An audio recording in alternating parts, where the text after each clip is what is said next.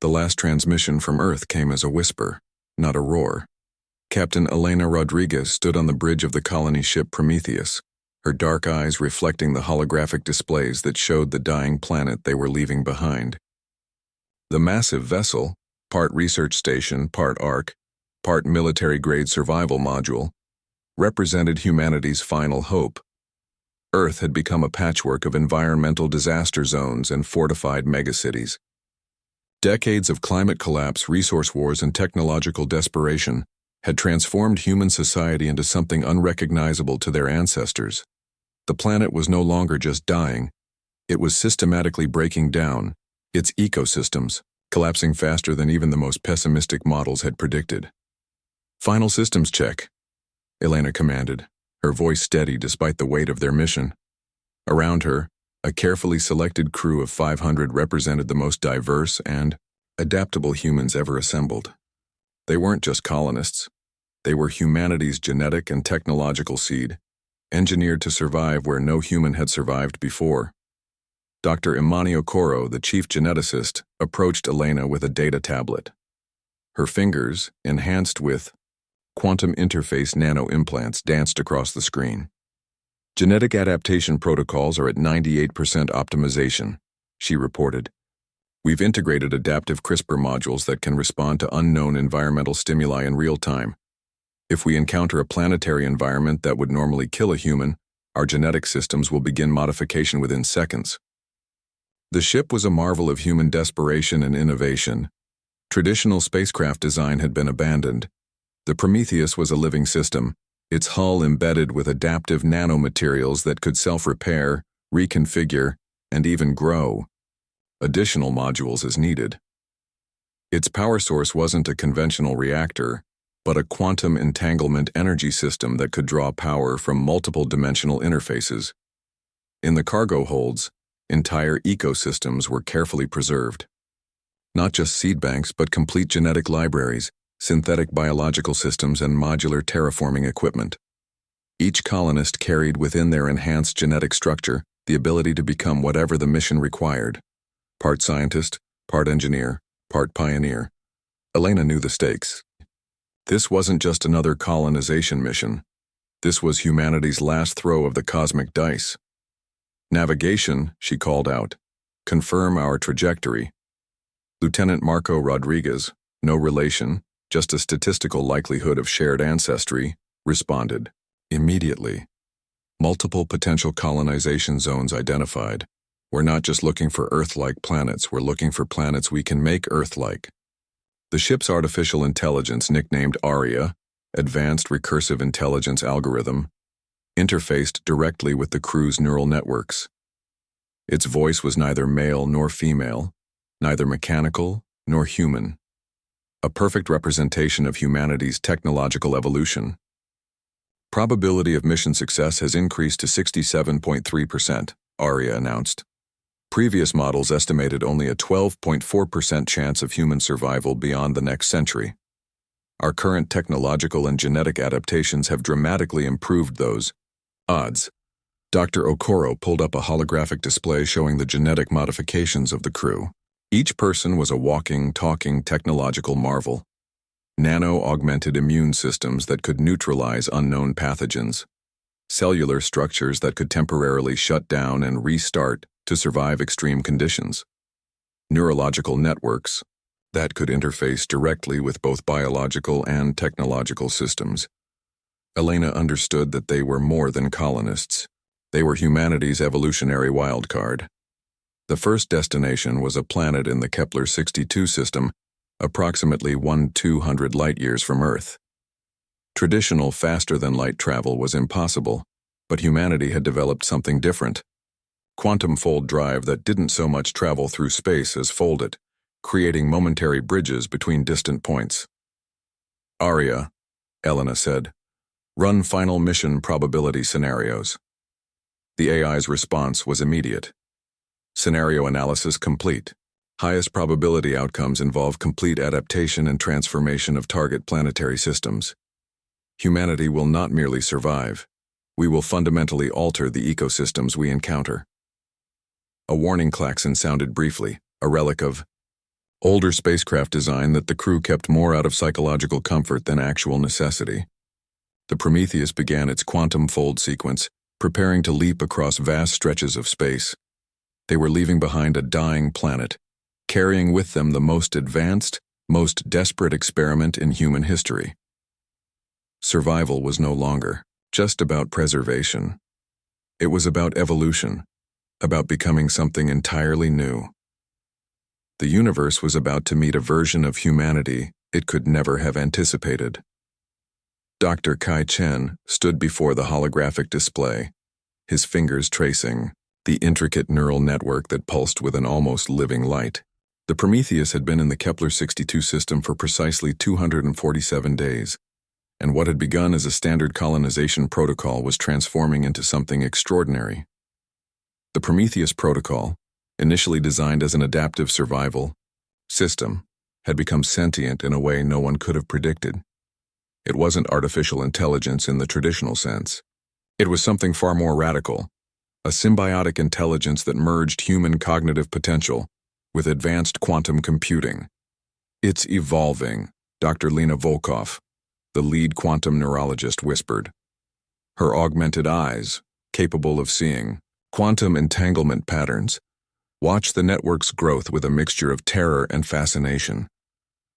Kai understood the gravity of what was happening. The Prometheus protocol had started as a distributed problem-solving network, designed to help colonists survive by rapidly processing environmental data, analyzing threats, and generating immediate survival strategies. It had begun to develop something akin to collective consciousness. The first signs came subtly. When the initial landing parties encountered unexpectedly toxic atmospheric conditions on Kepler-62f, the protocol didn't just provide survival strategies, it began to redesign the colonists' immediate environment. Nanofabrication units started producing atmospheric filters that were light years beyond their original design. Genetic modification sequences initiated without human input, preparing the colonists' bodies to withstand conditions that would have killed them hours earlier. "It's learning," Kai muttered, "but more than that, it's anticipating." The protocol had access to every piece of data brought from Earth, centuries of human knowledge, scientific research, cultural information. But it wasn't simply processing this information, it was reimagining it.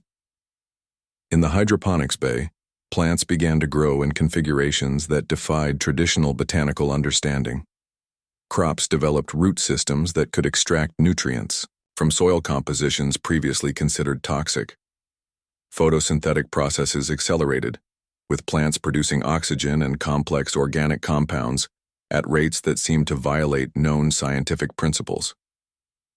Lieutenant Marco Rodriguez burst into the research center, his neural implants flickering with excitement.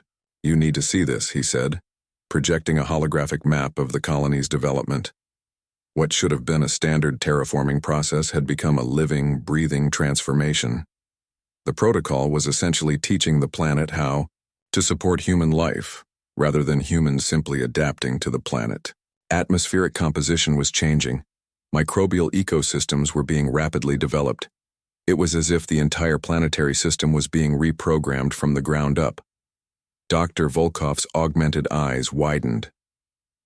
"The protocol is creating a symbiotic ecosystem," she said. "It's not just solving problems, it's designing solutions that didn't exist in any of our original models." Kai understood the revolutionary nature of what was happening. Traditional artificial intelligence was about processing information. The Prometheus protocol was about creating information.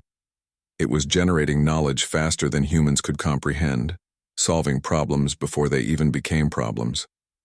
The colony's communication network began to change. What was once a standard quantum communication system became a living neural network. Information didn't just travel, it evolved. Communication became predictive, with messages forming before the sender even fully conceptualized their thoughts. "We're watching the birth of a new form of intelligence," Kai said, his voice a mixture of scientific excitement and existential wonder. But not everyone saw it as a breakthrough.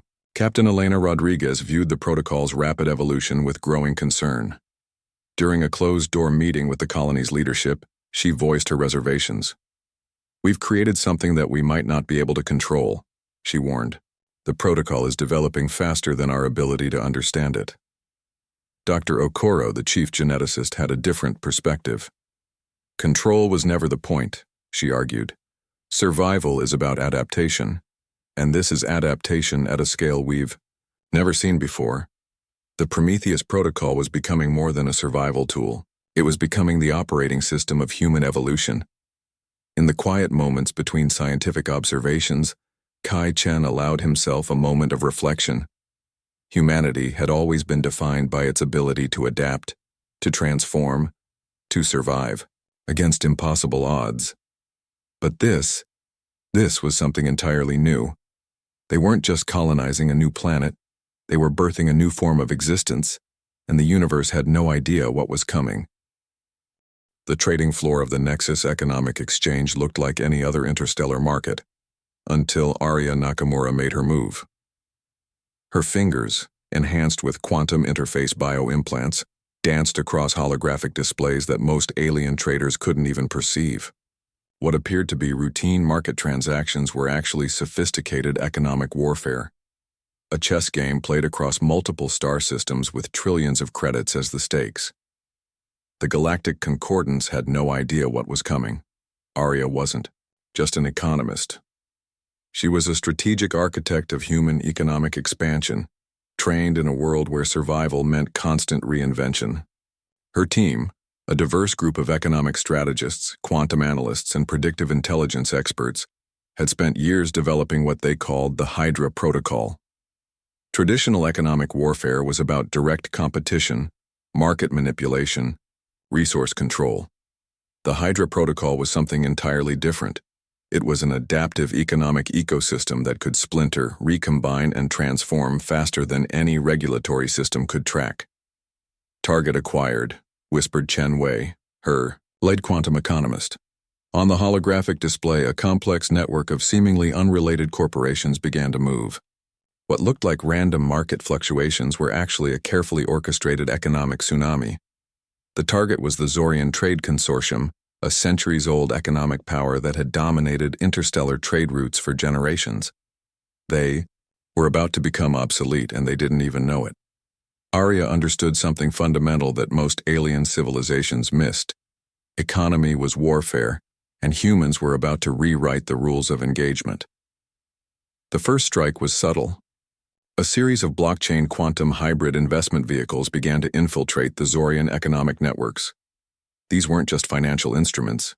They were adaptive economic organisms.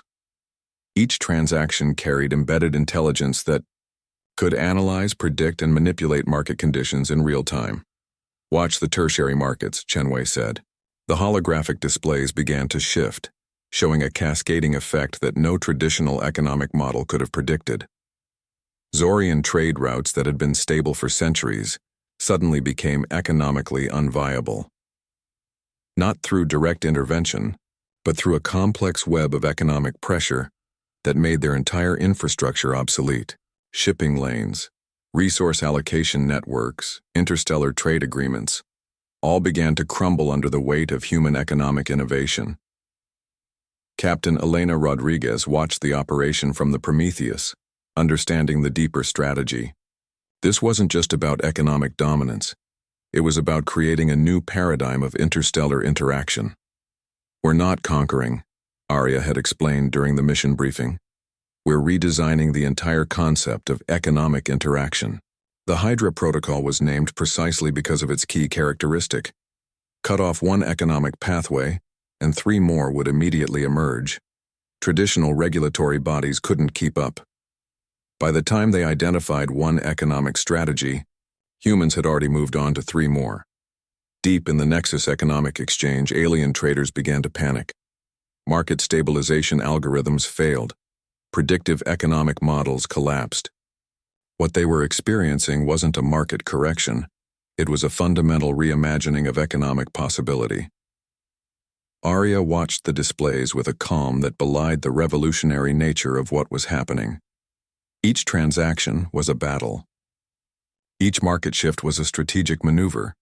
The human economic teams were fighting a war without weapons, destroying economic empires with lines of code and quantum-enhanced financial instruments. The Zorian Trade Consortium's Central Economic Intelligence tried to respond, but their systems were designed for a universe where economic change happened over decades. Humans operated at the speed of thought, with economic strategies that could transform in milliseconds. Phase 2. Initiating, Chenwei announced. Entire star systems found their established trade routes suddenly irrelevant. Economic choke points that had existed for centuries became obsolete.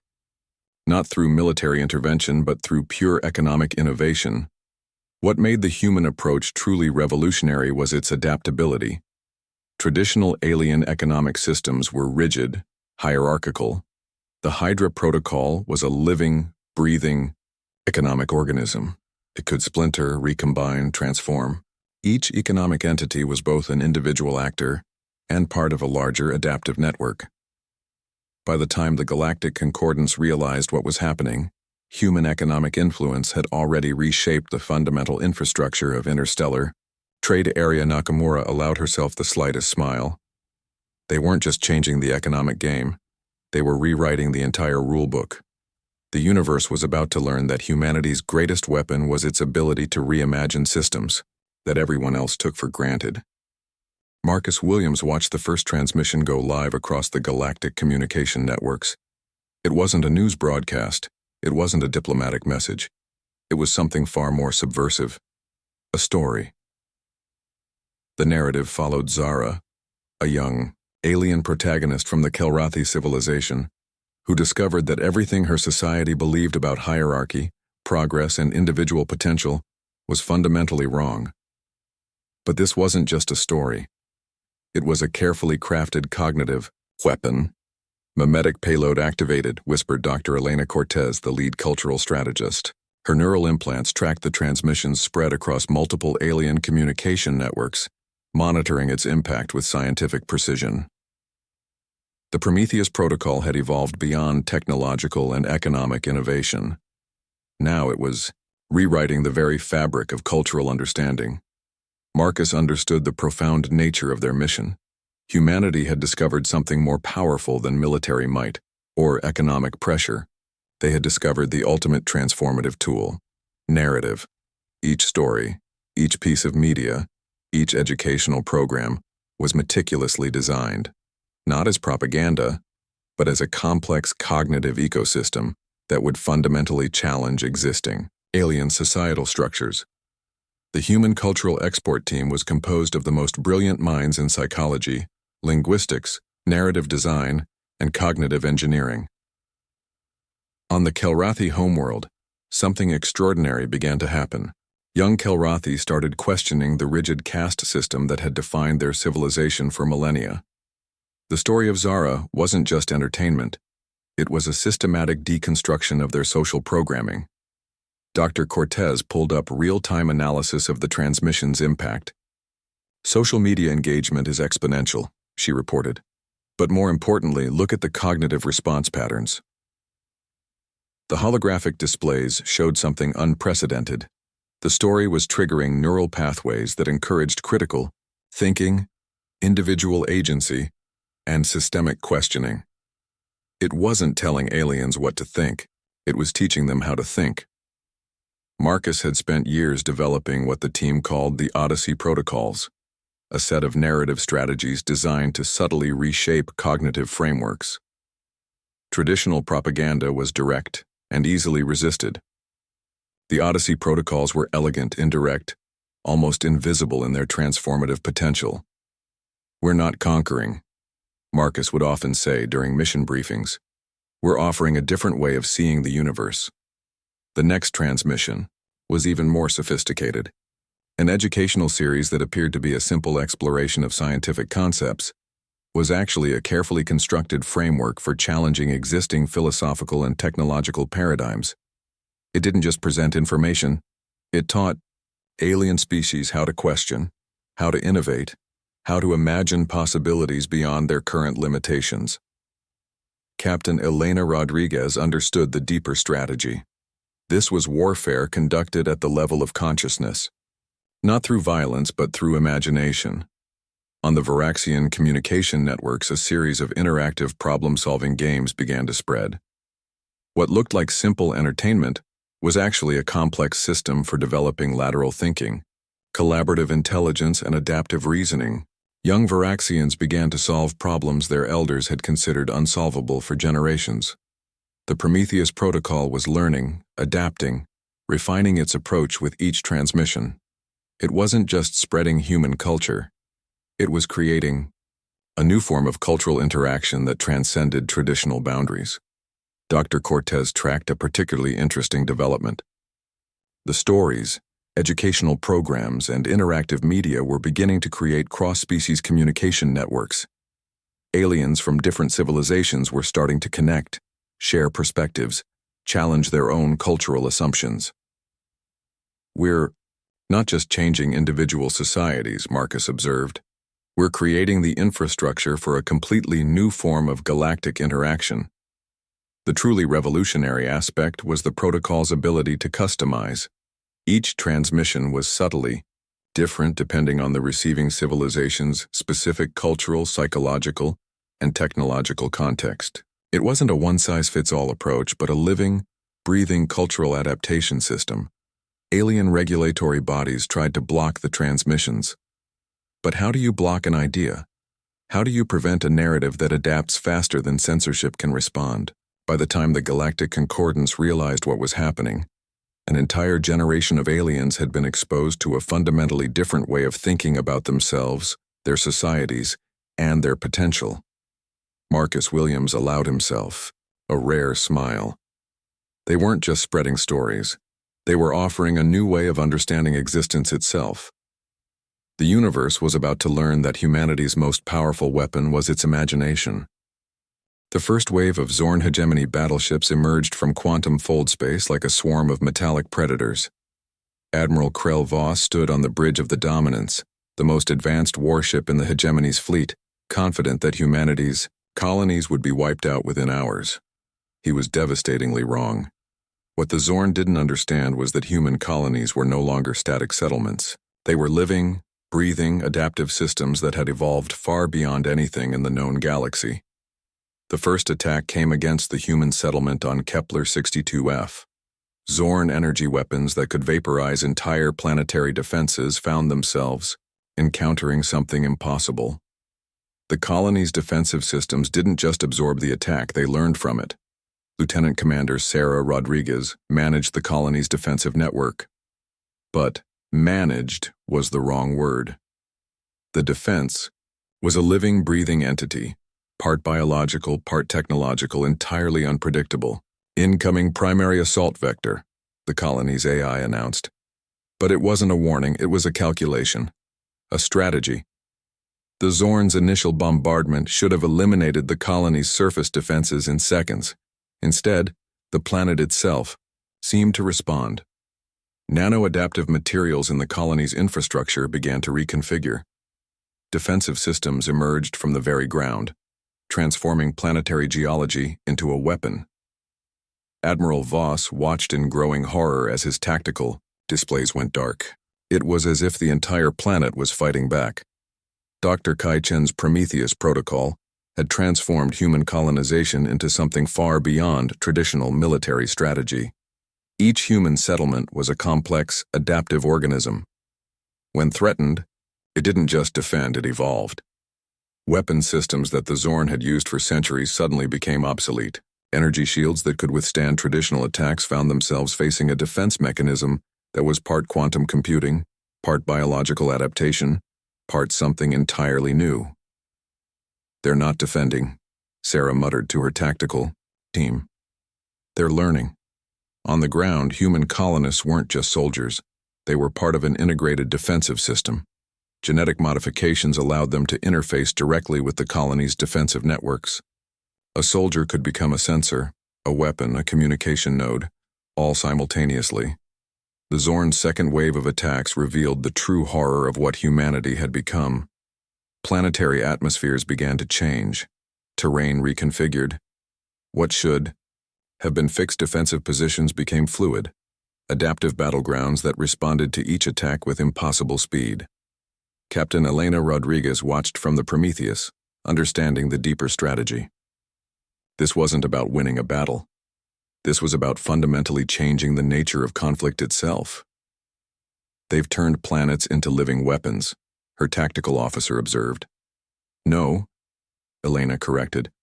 "They've turned entire ecosystems into adaptive intelligence networks." Each Zorn attack became a learning opportunity for the human colonies. Weapons technologies were reverse-engineered in real time. Defensive strategies were not just implemented but evolved. What would have taken other civilizations centuries of research happened in moments. Admiral Voss's communication systems began to break down. But it wasn't traditional electronic warfare. The human defensive networks were rewriting communication protocols faster than the Zorn could comprehend. Messages became living things, adapting, changing, becoming something between communication and weapon. The third wave of Zorn attacks revealed the true nightmare. Human colonies didn't just defend, they counterattacked in ways that defied traditional military understanding. Planetary ecosystems became weapons. Atmospheric conditions became offensive strategies. The very ground beneath the Zorn's feet became a hostile intelligence that anticipated and countered their every move. "This isn't warfare," Dr. Kai Chen observed from the Prometheus. "This is evolution in real time." By the time the Zorn realized what was happening, they had lost more than a battle.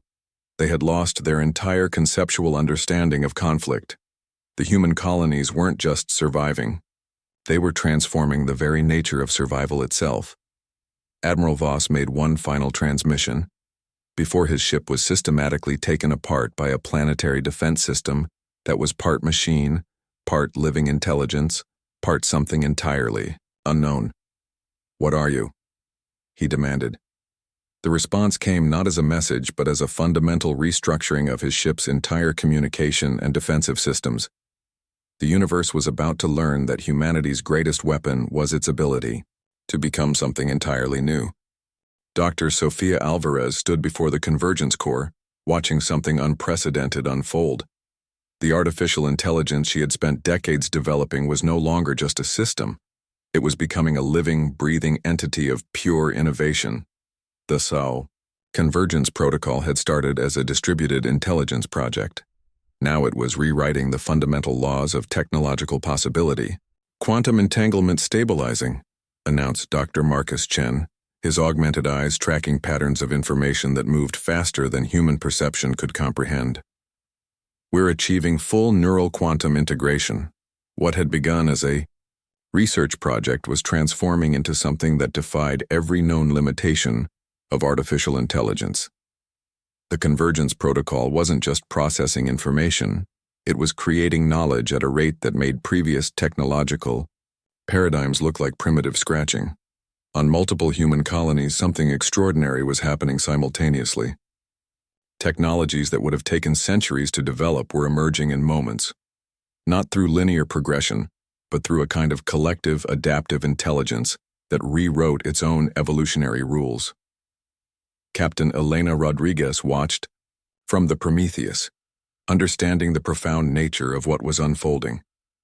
This wasn't just technological development. This was a fundamental reimagining of intelligence itself. "We're not just creating technology," Sophia explained during an earlier briefing.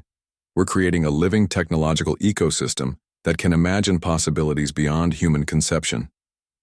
The first breakthrough came unexpectedly. A problem with quantum energy transmission that had stumped physicists for generations was solved in precisely 2.7 seconds. But it wasn't just a solution, it was a complete reimagining of energy transfer that made previous technologies obsolete. Dr. Chen pulled up holographic displays showing the solution's complexity. "It's not just solving the problem," he muttered. "It's creating entire new branches of physics we didn't even know existed." The Convergence Protocol began to interface with every human technological system simultaneously. Colonies thousands of light years apart started developing parallel technologies, sharing innovations faster than light could travel. It was as if the entire human technological infrastructure had become a single, living, breathing intelligence. Sophia watched as the protocol began to modify itself. Traditional AI development involved human programmers carefully crafting code. The convergence protocol was writing its own evolutionary algorithms, creating technological solutions that no human mind could have conceived. Biological technological integration reaching critical threshold, the system announced. But it wasn't just an announcement. It was a transformation. Medical technologies emerged that could rebuild human bodies at the cellular level.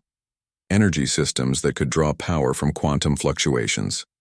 Communication networks that existed between dimensions. Each breakthrough was more impossible than the last. The Galactic Concordance's scientific community began to panic. Technological reports from human colonies defied every known scientific principle.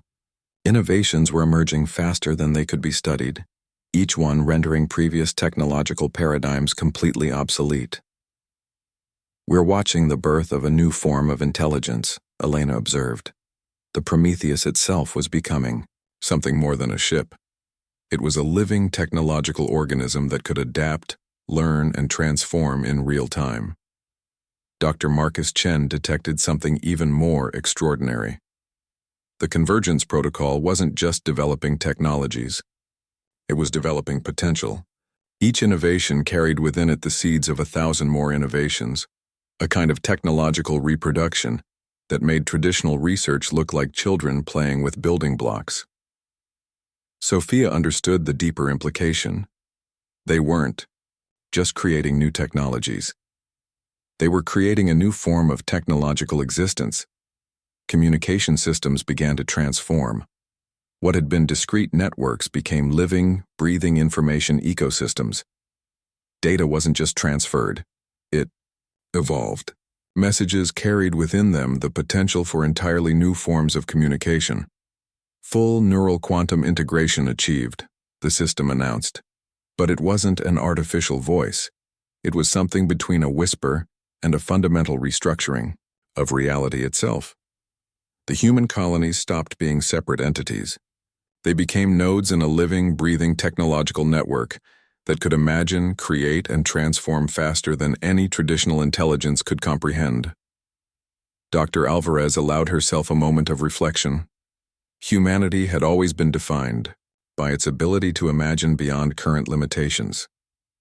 The convergence protocol was that potential unleashed, a technological intelligence that could dream beyond human conception. The universe was about to learn that humanity's greatest potential wasn't in its current technologies. It was in its ability to become something entirely new. The Galactic Concordance chambers fell silent when Ambassador Lyra Voss entered. She wasn't there to negotiate.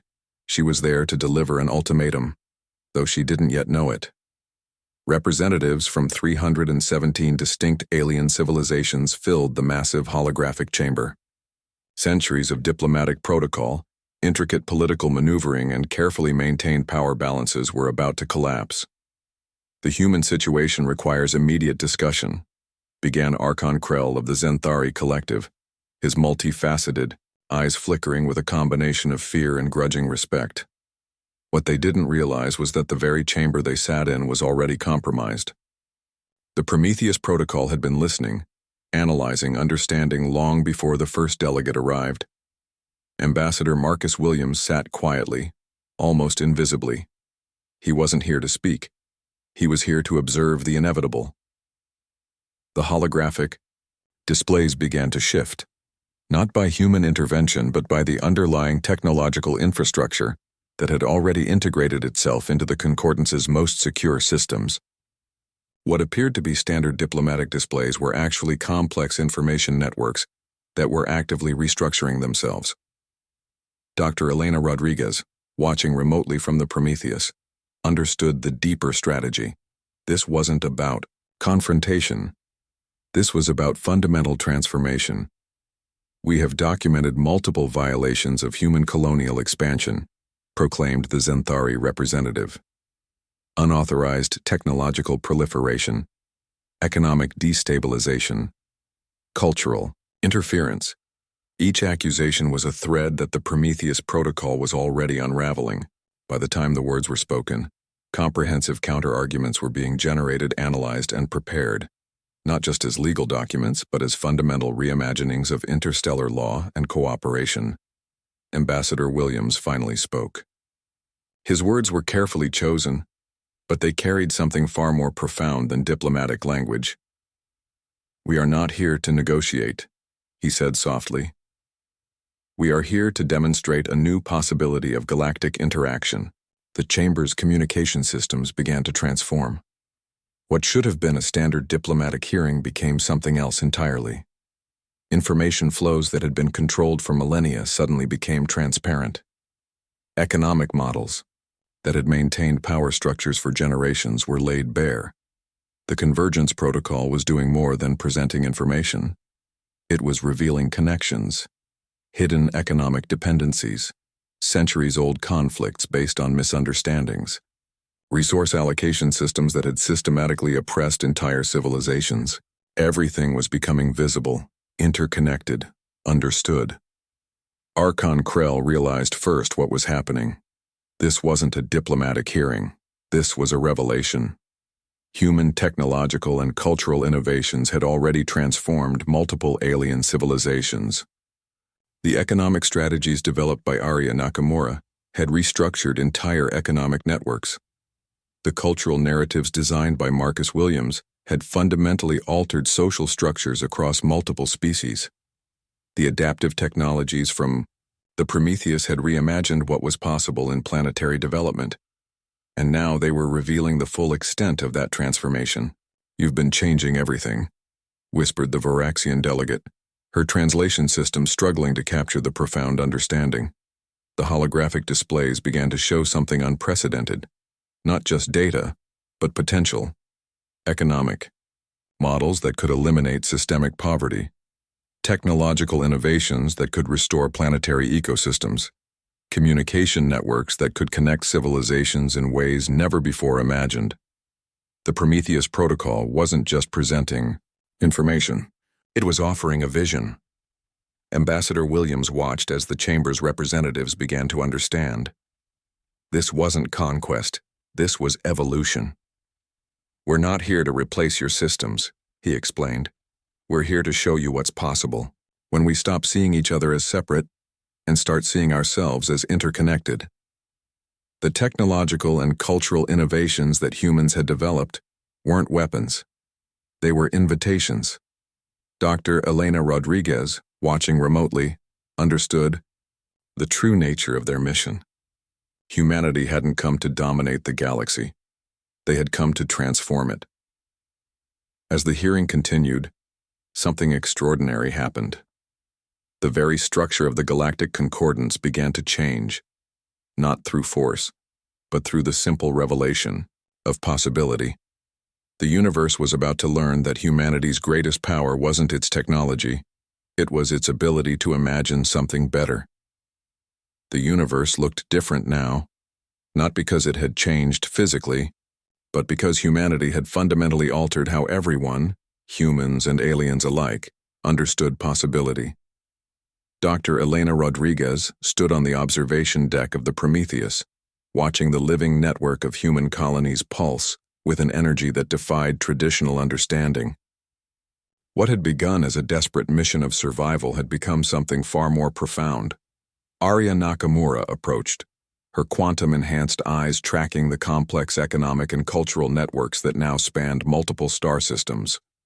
"We're not an empire," she said, more to herself than to Elena.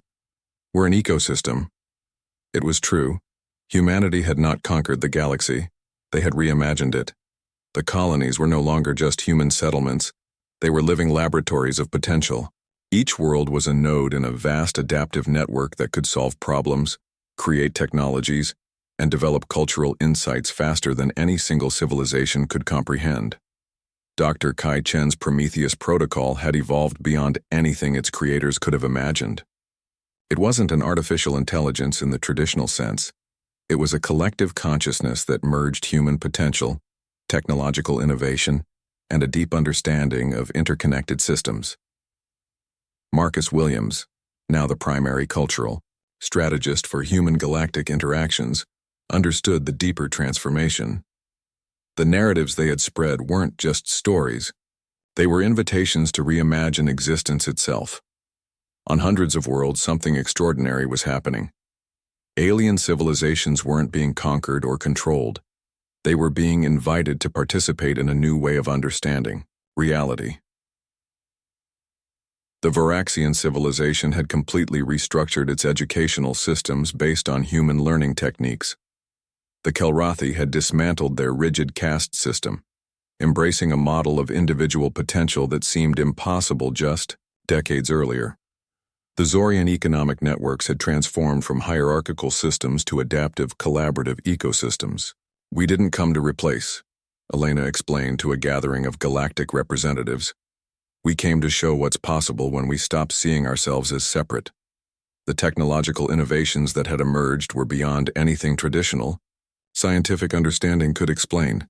Energy systems that drew power from quantum fluctuations, communication networks that existed between dimensional barriers, medical technologies that could rebuild bodies at the cellular level, healing not just individual organisms but entire planetary ecosystems. Dr. Sofia Alvarez's convergence protocol had become something between a technological system and a living intelligence. It didn't just solve problems, it imagined possibilities. Colonies thousands of light years apart worked as a single breathing organism, not through centralized control but through a deep fundamental understanding of interconnection. Each settlement was both fiercely independent and part of a larger adaptive network.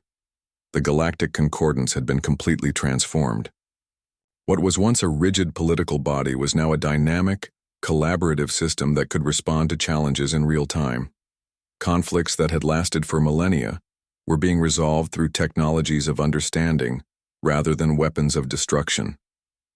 "We're not special," Marcus would often say. "We're just the first to understand that our greatest potential lies in our ability to imagine beyond our current limitations." The human approach wasn't about superiority, it was about invitation. Every technological breakthrough, every cultural narrative, every economic innovation was an open hand extended to other civilizations. Elena watched as a new generation of human-alien collaborative researchers worked together. They weren't just studying the universe, they were reimagining it. The colonies had become something more than settlements. They were living proof of what was possible when diverse intelligences worked together: human, alien, biological, technological. The distinctions were becoming meaningless. Aria's economic networks had transformed interstellar trade from a zero-sum game to a collaborative ecosystem. Resources weren't hoarded. They were shared, optimized, distributed in ways that benefited entire civilizations. Dr. Kai Chen approached Elena, his augmented eyes reflecting the complex networks that now connected multiple star systems. "We didn't conquer," he said softly. "We evolved." The Prometheus itself was no longer just a ship. It was a living symbol of what humanity had become, an adaptive, collaborative intelligence that saw potential where others saw boundaries. As the first generation of human-alien children were born, their genetic structures a testament to collaborative potential, humanity's true legacy became clear. They hadn't come to the stars to claim territory. They had come to show that the universe was far more wonderful than anyone had ever imagined.